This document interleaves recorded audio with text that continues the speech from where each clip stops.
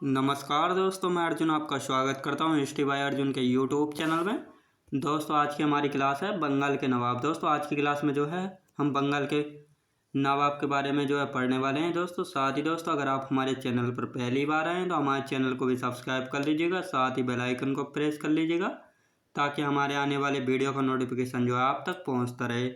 तो दोस्तों वीडियो को ध्यान से देखना ताकि सभी क्वेश्चन जो आपको आसानी से याद हो जाएँ। तो चलिए दोस्तों वीडियो को स्टार्ट करते हैं। बंगाल के नवाब। तो दोस्तों बंगाल के नवाब के बारे में जानने वाले हैं। तो मुर्शीद कुली खां। दोस्तों प्रथम बंगाल का नवाब कौन था? तो मुर्शीद कुली खां था बंगाल का प्रथम नवाब। यह कब से कब तक रहा था? 1700 से लेकर 1727 तक रहा था मुर्शीद कुली खां। 1700 में बंगाल का दीवान औरंगजेब ने बनाया था। दोस्तों 1700 में जो है बंगाल का दीवान किसने बनाया था? औरंगजेब ने बनाया था। किसको? मुर्शीद कुली खां को। 1707 में औरंगजेब की मृत्यु के बाद औरंगजेब का पोता हजीम उस शान वर्सेज मुर्शीद कुली खां के बीच विरोध हुआ। दोस्तों जब 1707 में औरंगजेब की मृत्यु हुई तो उसके बाद जो है औरंगजेब का पोता हजीम उस शान ने जो है मुर्शीद कुली खां के जो है विरुद्ध युद्ध किया। इसके बाद जो है मुर्शीद ने राजधानी ढाका से मकसूदाबाद या मुर्शिदाबाद जो है बना ली थी। दोस्तों इसके बाद जो है मुर्शिदा ने राजधानी अपनी ढाका से जो है मकसूदाबाद जो है बना ली थी। 1717 में फर्रुखसियर ने बंगाल का सूबेदार बना दिया। दोस्तों 1717 में जो है फर्रुखसियर ने बंगाल का सूबेदार बना दिया। अब फर्रुखसियर ने जब इसको बंगाल का सूबेदार बना दिया तो सूबेदार यानी पहले एक खाली दीवान था, टैक्स वसूल कर राजा को जो है देता था। अब इसके पास जो है शक्ति आ गई थी। इसने जो है 1719 में जो है उड़ीसा को भी जो है बंगाल में मिला लिया। दोस्तों इसने जो है उड़ीसा को भी जो है बंगाल में मिला लिया। फिर 1719 में जो है इजारेदारी प्रथा का जन्म। दोस्तों इजारेदारी प्रथा शुरू की थी इसने 1719 में, इसलिए जो है इसको इजारेदारी प्रथा का जो है जनक कहा जाता है। दोस्तों इजारेदारी प्रथा क्या होती है? इजारेदारी प्रथा में जो है इसने सभी जमींदारों को बुलाया और उनको जो है एक क्षेत्र बांटकर जो है उनको जो है टेंडर दिए कि इनसे जो है आप टैक्स वसूल करके जो है मुझको दोगे। लेकिन जैसे ही जमींदारों को जो है टैक्स मिला, इन्होंने जो है किसानों पर जो है बहुत अत्याचार जो है करने शुरू कर दिए। ज़्यादा से ज़्यादा जो है टैक्स वसूलना जो है शुरू कर दिया, जिस वजह से जो है किसानों की जो है हालत बहुत ज़्यादा ख़राब हो गई। इसलिए जो है इजारेदारी प्रथा के कारण जो है किसानों की बंगाल के किसानों की जो है हालत बहुत ज़्यादा जो है ख़राब हो गई थी। अब मुर्शीद कुली खां के बाद कौन आता है? दोस्तों शुजाउद्दीन मोहम्मद खान आता है। दोस्तों शुजाउद्दीन मोहम्मद खान आता है। किसके बाद आता है? दोस्तों ये आता है अलीवर्दी खां के बाद आता है मोहम्मद शुजा। तो ये कौन था? शुजाउद्दीन मोहम्मद खान कौन था? दोस्तों इसका दामाद था। किसका? अलीवर्दी खां का। यह कब से कब तक रहा था? 1727 से लेकर 1739 तक रहा था। 39 तक रहा था। 1732 में बिहार को बंगाल में मिलाया। दोस्तों शुजाउद्दीन मोहम्मद खान ने जो है 1732 में जो है बंगाल को मिलाया और बंगाल का सूबेदार अलीवर्दी खां को बनाया। दोस्तों 1732 में जो है बिहार को भी अब इन्होंने बंगाल में मिला लिया था। बंगाल में किसने मिलाया था बिहार को? तो शुजाउद्दीन ने मिलाया था। और बिहार का सूबेदार किसे बनाया था? दोस्तों अलीवर्दी खां को बनाया था बिहार का सूबेदार। अब इसके बाद आता है दोस्तों सरफराज खान। दोस्तों सरफराज खान आता है जो कि 1739 से लेकर 1740 तक जो है रहता है। 1740 में गिरिया के युद्ध में अलीवर्दी खां जगत सेठ हाजी अहमद वर्सेस सरफराज खान के बीच जो है युद्ध हुआ। दोस्तों 1740 में जो है गिरिया का युद्ध हुआ था अलीवर्दी खां प्लस जगत सेठ। दोस्तों जगत सेठ कौन था? तो जगत सेठ जो है बंगाल का सबसे अमीर सेठ था। हाजी अहमद, ये इन तीनों ने जो है मिलकर वर्सेस सरफराज खान के विरुद्ध जो है युद्ध किया और इसको पराजित करके जो है मार डाला। और अगला नवाब जो है कौन बना? अलीवर्दी खां जो है सरफराज खान के बाद जो है बंगाल का जो है नवाब बना। ये कब से कब तक रहा था? दोस्तों 1740 से लेकर 1756 तक रहा था अलीवर्दी खां। दोस्तों अलीवर्दी खां वह बंगाल का नवाब था जिसके समय में जो है बंगाल का शासन जो है बहुत मजबूत हो गया था। और अलीवर्दी खान के बाद यानी 1756 के बाद जो है बंगाल का शासन जो है कमज़ोर होता चला गया था। रंगीला को 2 करोड़ रुपए देकर आधिकारिक घोषणा करवाई कि मैं वास्तविक नवाब हूँ। दोस्तों अलीवर्दी खान ने जो है रंगीला को उस समय जो है अलीवर्दी खां के समय जो है मुगल सम्राट कौन था? तो मोहम्मद शाह रंगीला था।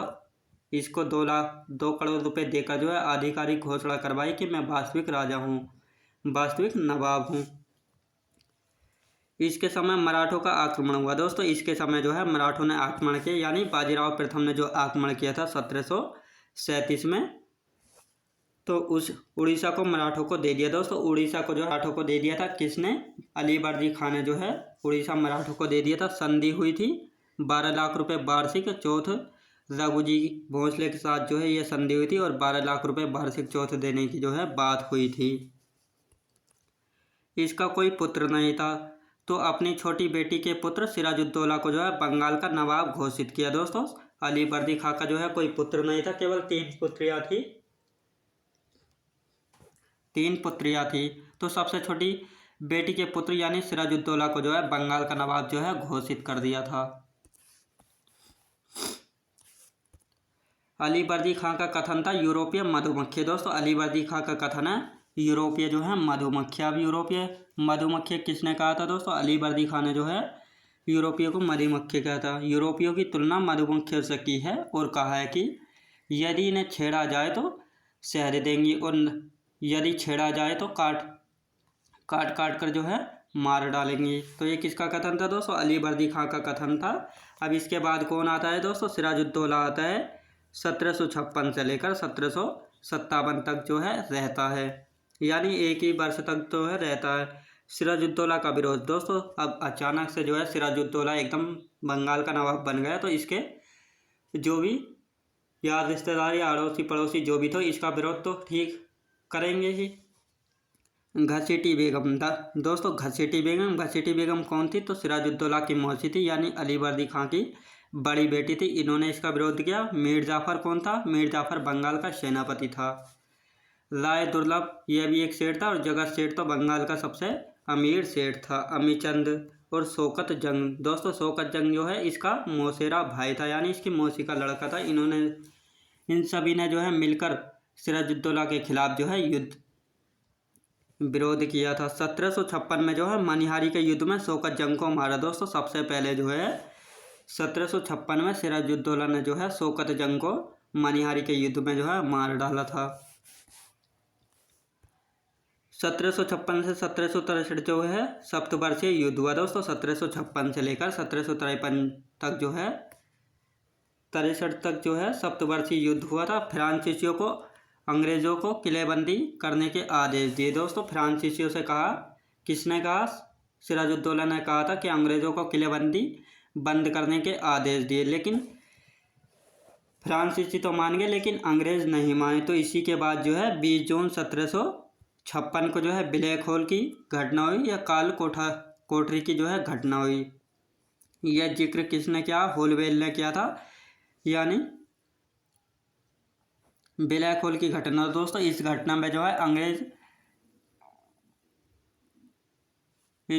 जो है होलवेल ने बताया कि नवाब ने जो है 20 जून की रात में जो है 146 अंग्रेजों को जो है बंदी बनाकर 18 फुट लंबी तथा 14 फुट 10 इंच की कोठरी में जो है बंद कर दिया और अगले दिन जो है मात्र 23 व्यक्ति जो है जिंदा बचे थे। तो इसी घटना को जो है ब्लैक होल की जो है घटना के नाम से यह प्रसिद्ध है।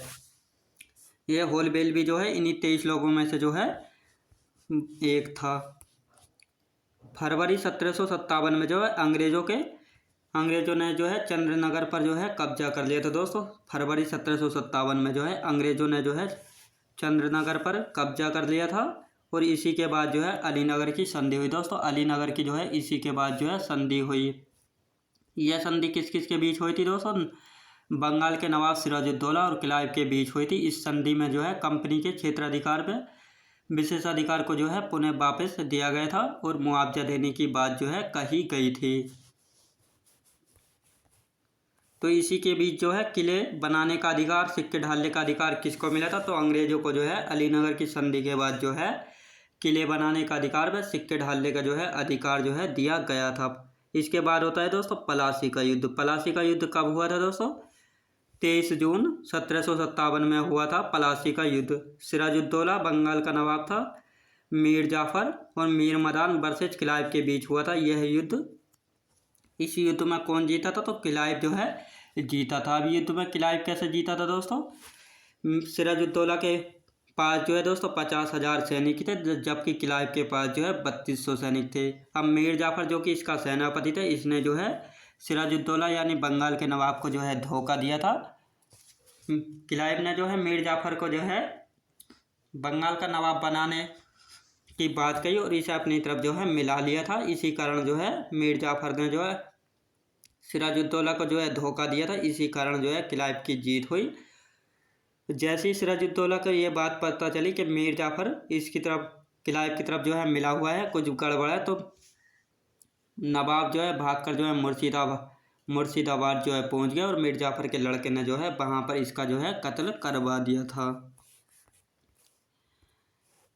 अब सिराजुद्दौला के बाद कौन आता है? तो दोस्तों मीर 1757 से लेकर 1760 तक रहता है मीर जाफर। तो मीर जाफर जो है एक अयोग्य शासक था, जो कि मीर जाफर एक अयोग्य शासक था। प्लासी की सफलता के बाद जो है अंग्रेजों ने मीर जाफर को जो है बंगाल का नवाब बना दिया था और मुर्शिदाबाद के मीर जाफर का नाम जो है कर्नल क्लाइव का गधा जो है रखा गया था। अब जैसे ही ये एक अयोग्य जो है शासक सिद्ध हुआ, इसके बाद जो है मीर जाफर के बाद जो है मीर कासिम को जो है गद्दी पर बैठाया। 1760 से लेकर 1763 तक रहा था दोस्तों। 1760 में मुंगेर की संधि हुई दोस्तों। 1760 में जो है मुंगेर की संधि हुई, यानी मीर जाफर को गद्दी से हटाकर जो है 1760 में जो है किसको बैठाया गया था दोस्तों? मीर कासिम को जो है 1760 में जो है गद्दी पर बैठाया गया था। लेकिन मीर कासिम जो है जैसे ही उसको शक्तियाँ मिली तो अंग्रेजों के खिलाफ जो है एक सैन्य शक्ति जो है मजबूत करने लगा। लेकिन अपनी राजधानी मुर्शिदाबाद से जो है मुंगेर स्थापित कर ली थी। किसने? तो मीर कासिम ने जो है अपनी राजधानी मुर्शिदाबाद से जो है मुंगेर स्थापित कर ली थी और अंग्रेजों के खिलाफ जो है षड्यंत्र रचना शुरू कर दी। तो इस कारण जो है अंग्रेजों इससे असंतुष्ट हुए और फिर दोबारा जो है इन्होंने जो है मीर जाफर को जो है गद्दी पर बैठाया। किसको हटाकर? मीर कासिम को हटाकर दोबारा जो है 1763 से में जो है मीर जाफर को फिर गद्दी पर बैठाया और 1765 तक जो है मीर जाफर जो है गद्दी पर रहा। इसी के समय जो है बक्सर का युद्ध हुआ दोस्तों। बक्सर का युद्ध किसके समय हुआ था? मीर जाफर के समय जो है बक्सर का युद्ध जो है हुआ था। कब हुआ था दोस्तों? 22 अक्टूबर 1764 में हुआ था। Hector Munro versus Mir Qasim. Bengal का नवाब था, शुजाउद्दौला अवध का नवाब था, शाह आलम द्वितीय जो है मुगल सम्राट था दोस्तों। बक्सर का युद्ध। अब जैसे ही मीर कासिम को गद्दी से हटाया तो मीर कासिम ने सोचा अब इनसे जो है अब इनसे लड़ना है कि इन्होंने गद्दी पर मुझको कैसे हटाया और मीर जाफर को दोबारा क्यों गद्दी पर जो है बैठाया। इसने जो है बंगाल शुजाउद्दौला को भी जो है इनवाइट के युद्ध के लिए और शाह आलम द्वितीय को भी जो है इस युद्ध में जो है शामिल होने के लिए जो है कहा। तो इस युद्ध में जो है मुंदो की जीत हुई और इलाहाबाद की संधि हुई दोस्तों। इलाहाबाद की जो है संधि हुई। बक्सर का युद्ध में भी जो है कौन जीता था दोस्तों? हेक्टर मुंदो जीता था, जो कि ईस्ट इंडिया कंपनी की तरफ से था। इलाहाबाद की संधि हुई। इलाहाबाद की 2 संधियाँ हुई थी दोस्तों। प्रथम संधि कब हुई थी? 12 अगस्त 1765 में हुई थी। इलाहाबाद की प्रथम संधि 12 अगस्त 1765 में। इलाहाबाद की द्वितीय संधि दोस्तों, इलाहाबाद की द्वितीय संधि कब हुई थी? इलाहाबाद की द्वितीय संधि हुई थी 16 अगस्त 1765 में हुई थी इलाहाबाद की द्वितीय संधि। इलाहाबाद की प्रथम संधि में 12 अगस्त 1765 में हुई थी, शाह आलम द्वितीय के बीच और क्लाइव के बीच जो है हुई थी। 26 लाख रुपए वार्षिक हर्जाना देना होगा किसको? शाह आलम द्वितीय को। बंगाल, बिहार और उड़ीसा की दीवानी अंग्रेजों को मिली दोस्तों। इलाहाबाद की प्रथम संधि के बाद जो है बंगाल, बिहार और उड़ीसा की दीवानी जो है अंग्रेजों को मिली, यानी इसका जो भी टैक्स का पैसा अब आएगा वह शाह आलम द्वितीय जो है वसूल कर जो है अंग्रेजों को देगा।